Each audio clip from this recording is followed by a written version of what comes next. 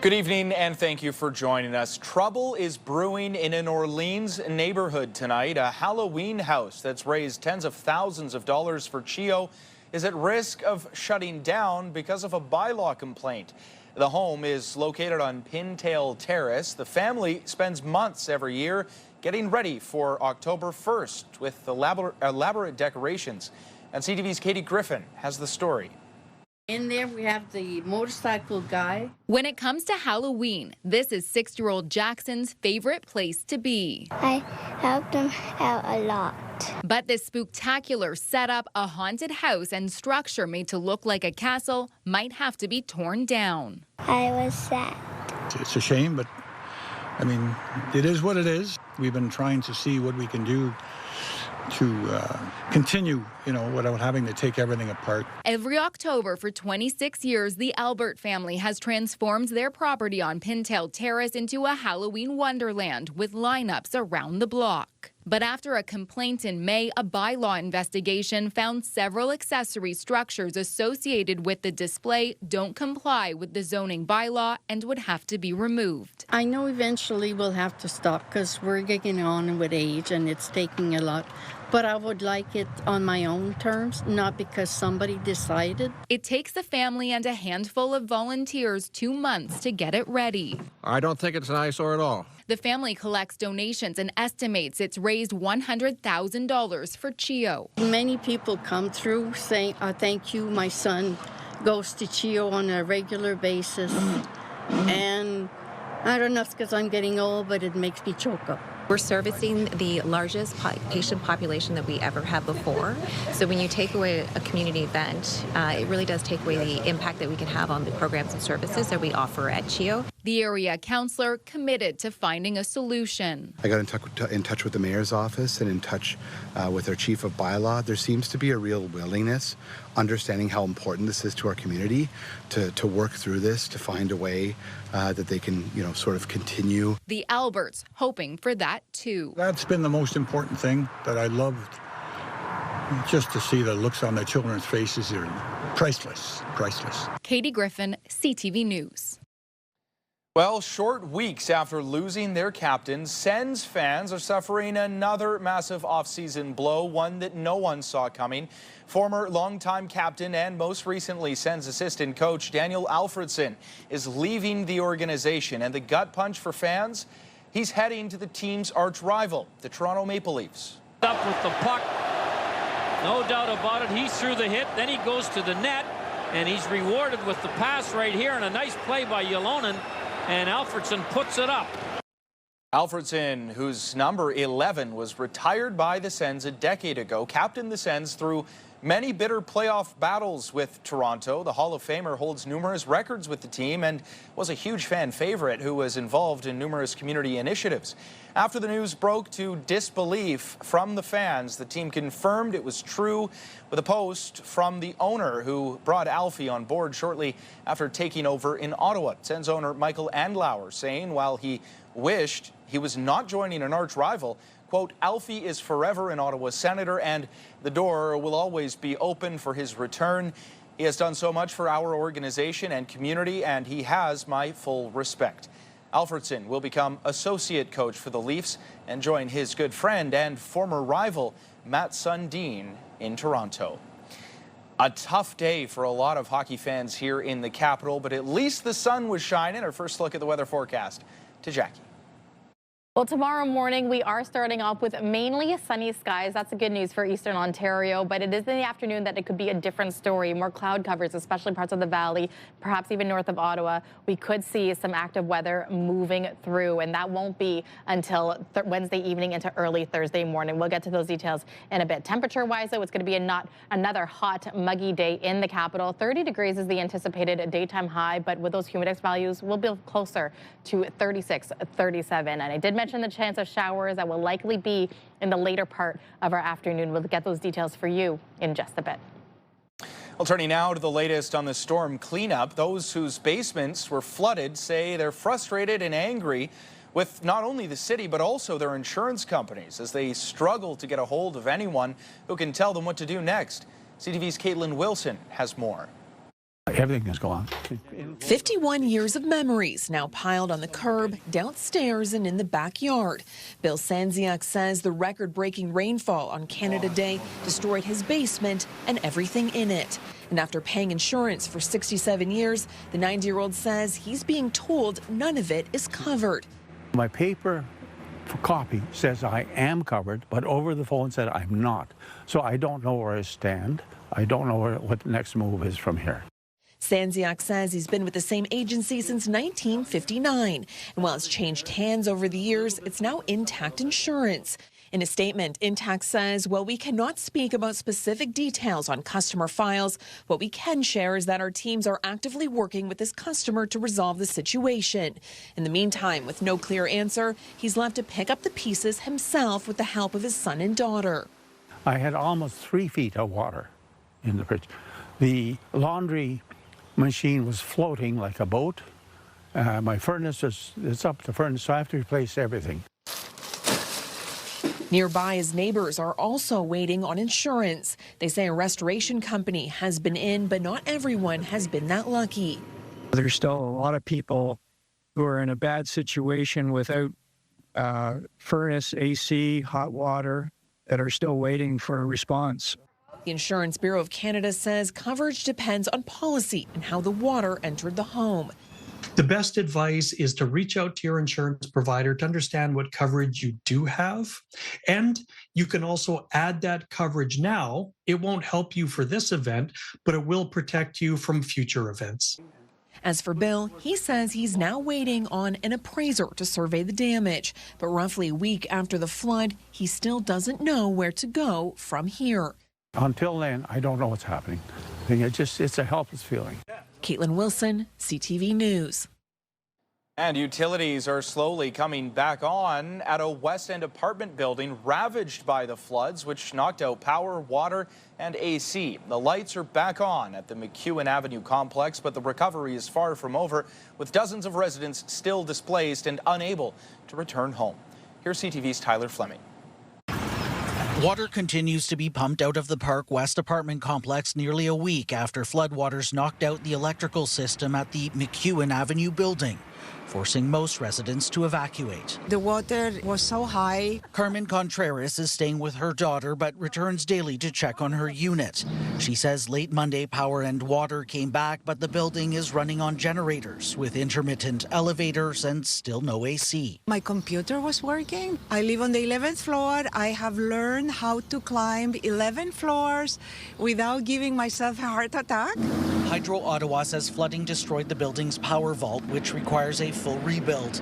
Adding the timeline for full restoration depends on the progress of the building owner's electrical consultant and contractor in designing and installing the new system. The city has urged residents to leave, and while there are no firm numbers on how many people chose to remain, the city helped around 80 people with temporary housing. On my floor, I can see that most of the units are in fact still vacant. As cleanup and restoration efforts continue here, this scene is being played out in neighborhoods across the city, as the focus now shifts to whether or not infrastructure is able to keep up during increasingly extreme weather events. Each situation will be a little bit different in terms of what factors led to flooding because of the geography of where they are. So that has to be looked at. It's not going to be a quick review. It will be a long-term one. CTV News has reached out to Sakely Properties, which manages the Park West apartment, multiple times, but has not received a response.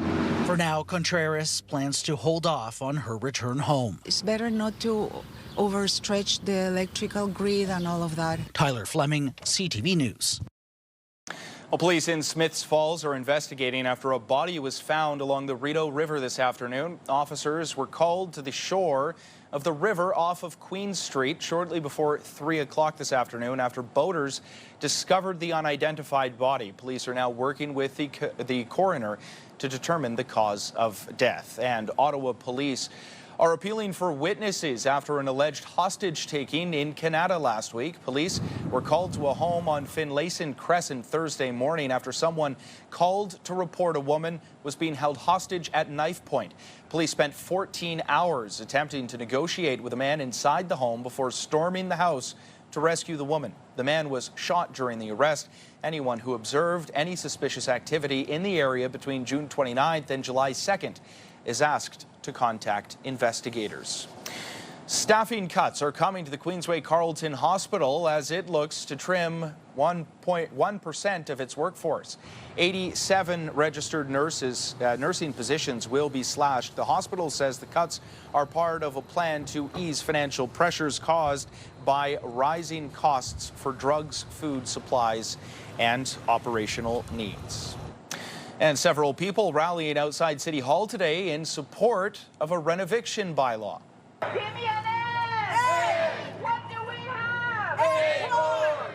Right now. Tenant advocacy group Acorn leading the demonstration. They're calling for more protections to prevent renovictions, where a landlord uses renovations as an excuse to get longtime tenants out in order to significantly mark up the rent. A city committee is set to debate a draft bylaw tomorrow. And we're getting a look tonight at Ottawa's June real estate market. According to the Ottawa Real Estate Board, there were just over 1,500 homes sold last month. That's down nearly 5% compared to June of 2025. The board says the decline points to a market that remains active but still below last year's sales price. The average sale price was $733,648 in June. We actually upped our bid.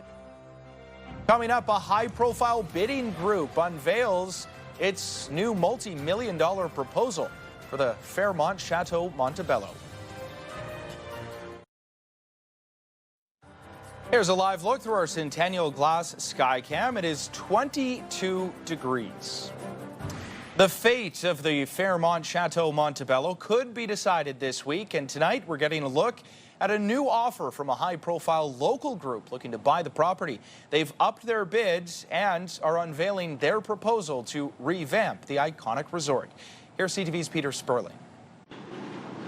Jean-Pierre Poulain has big plans for the Fairmont Chateau Montebello. It's a big part of history, Canadian history, but also Quebec history. The CEO of Devcor Group, along with Nordic Spa's Barton Paquette and Ottawa Senators owner Michael Andlauer, are part of a local group looking to purchase the iconic property. There's some competition there for sure. We actually upped our bid. The nearly 100-year-old resort in Montebello, Quebec was put up for sale after its previous owner, a Chinese real estate firm, racked up significant debt and was ordered to liquidate. We have to step up. It can't go to, international interest anymore. It represents so much. Poulain says his group is planning on making significant investments in the property if their bid is successful. We have a plan of investing between $100 and $150 million. The plans include redeveloping the golf course, doubling the size of the marina, and adding rooms. Bring it up to like 350 rooms so it can be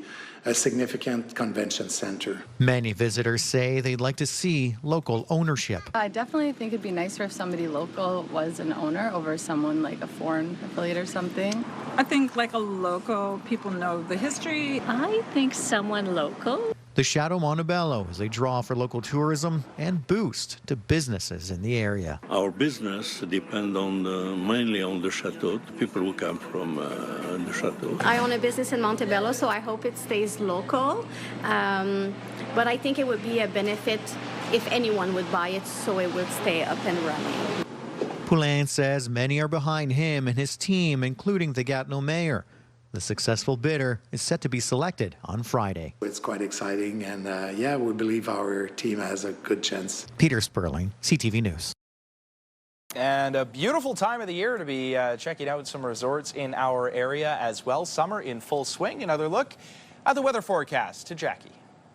All right, let's take a look at our overnight temperatures. Looking at around 18 degrees, few clouds for our overnight, so it will still be a little humid as we get into tomorrow morning. Yes, it will feel closer to 37. The chance of rain also moving through in the later part of our afternoon. Daytime high, though, will be in the 30s. Now, around region here for Eastern Ontario, tonight's lows really hovering around 17, 18 degrees, and clear skies for really much of the region. And this will carry on into the early part of tomorrow morning. But as you can saw from the satellite radar, we are likely going to see more cloud cover as the afternoon rolls around, and perhaps a chance of rain as well. But temperatures really across the board at 29, 30 degrees. Campbell could also reach 31 for the daytime high. A closer look, though, into our Thursday. That's when we could anticipate the greatest chance for rain moving through. Now, this is 3 a.m. for Thursday, where it's going to be a lot cloudier, spots of some showers moving in. And we could even see more when you wake up first thing Thursday morning around the valley, just north of Ottawa as well. A little bit of heavier rain moving through.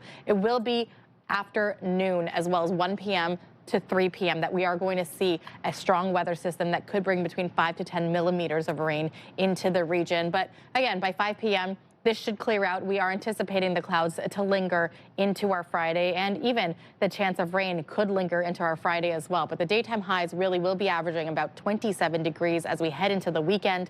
The good news is precipitation won't stick around very long. Sunshine anticipated for Saturday and a mix of sun and cloud for Sunday. One of Ottawa's most popular Chinese restaurants is set to reopen after sitting empty for nearly 2 years. Coming soon signs are up on the Yangtze restaurant door those signs are up on the door of the restaurant on Somerset Street West. The president of the Chinatown BIA confirms the restaurant will be returning to its former location. It closed in 2024 when the owner decided to retire. It's set to reopen in September or October after a major renovation. There will be a new owner, but still a similar menu. We're really trying to stay one step ahead of thieves. Straight ahead, how a major North American automaker is hoping to get a leg up on tech-savvy thieves.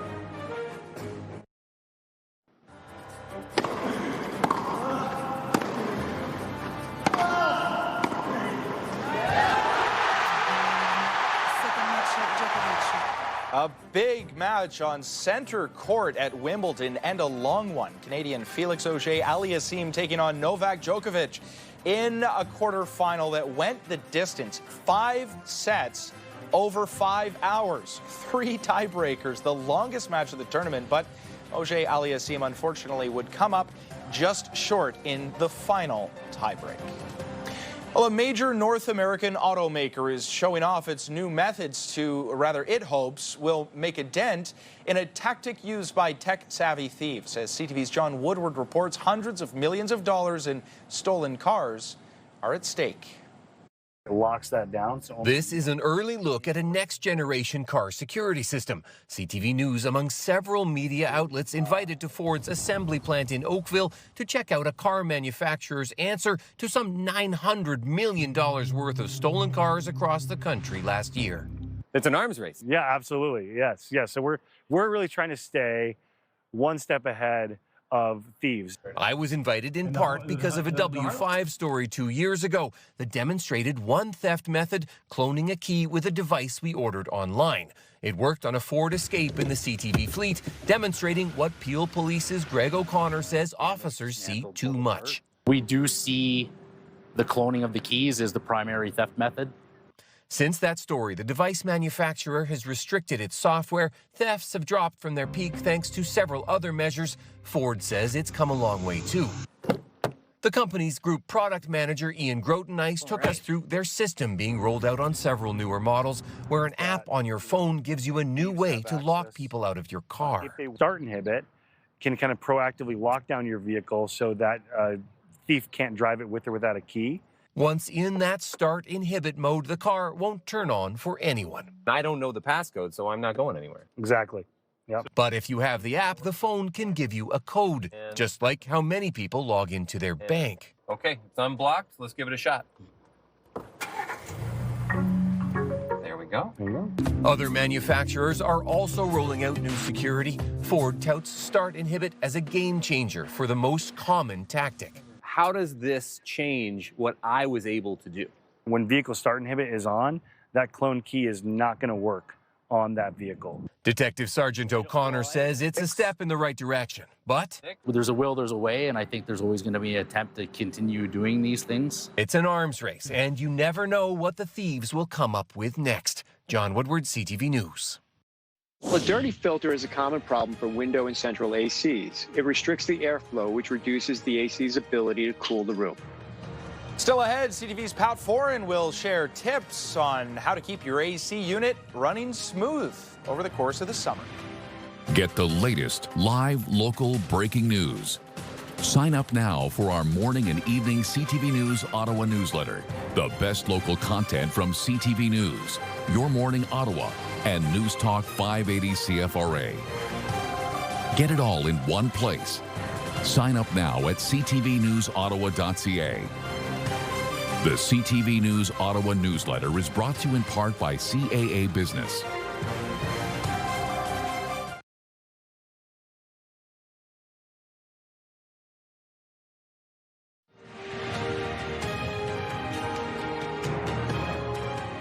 Well, the summer heat so far has had many air conditioning systems operating at full tilt, and we're bound to have many more of those intense hot days this summer. Hopefully you're able to stay cool with an air conditioner, but if you have one, it may need some attention to keep running smoothly. CTV's Pat Foran shares tips. It's expected to be a hot summer, and as the heat rises, you'll want to do what you can to keep cool. If your window or central air conditioner isn't as efficient as it used to be, there are a few things you should check before calling for a repair. First, start with the air filter. Well, a dirty filter is a common problem for window and central ACs. It restricts the airflow, which reduces the AC's ability to cool the room. Window units typically have a reusable filter you can vacuum and wash with soap and water. For central ACs, check the manual to see how often the filter should be replaced. You'll most likely need to replace your filters more often if you have pets, because their hair can clog up the filters faster. A ceiling fan can help cool you down even if you don't have air conditioning, or even if you do. Ceiling fans don't actually lower the temperature in a room, but cool you off by moving air around. We have the ceiling fans on all day long. When used with an air conditioner, you can raise the temperature about 2 degrees Celsius and feel just as cool. And consider using a smart or programmable thermostat. Using a programmable thermostat is really the most effective way to save money. When it's time to buy a new air conditioner, the first step is matching the AC unit to the room. One that's too small may never cool the space. One that's too large can cycle on and off too quickly, leaving the room humid while also wasting energy. If you're tired of installing and removing window units every year, there is another, more expensive option, a ductless mini split. These systems have an outdoor unit and one or more indoor wall-mounted units. Mini splits are a good option if you lack the ductwork for central air conditioning. Mini splits can cool large spaces. They're very efficient too, sometimes more than central AC. As a bonus, they can also heat rooms. On a hot day, draw the shades in your home to keep direct sunlight out. And if you can't cool down your entire home, consider a window air conditioner where you sleep, so you'll at least have one room where you can beat the heat. Pat Foran, CTV News. Coming up, we'll explain why the Ottawa Titans could have a few extra hockey fans at their game, or rather did have some extra hockey fans at their game tonight. The National Capital Region is jam-packed with incredible experiences you don't want to miss. Hey, it's Tanea Taylor, your iHeartRadio Weekender, powered by Barhaven Ford. Get the inside scoop on all the biggest and best events every Thursday, Friday, and Saturday on CTV, Move 100, Pure Country 94, TSN 1200, and News Talk 580 CFRA. iHeartRadio Weekenders is powered by Barhaven Ford. Take your weekend path. You've got the Bronco Sport for it.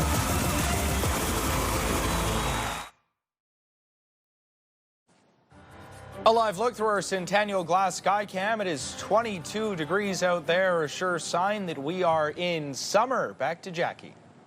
Well, mainly sunny skies in store to kick things off for our Wednesday. 21, but it will already feel closer to 27. Yes, we are getting to a daytime high of about 30 degrees. The chance of rain anticipated for the later part of our afternoon. Thursday, though, greatest chance of rain between 5 to 10 millimeters in the early evening. But by the time Friday rolls around, a chance of showers to linger, but it will likely see more cloud cover than the rain. Saturday and Sunday, better chance for the sunshine moving in, and temperatures will be hovering around 27 degrees. Well, finally for us tonight, another sign that Sens fans are having a rough off-season.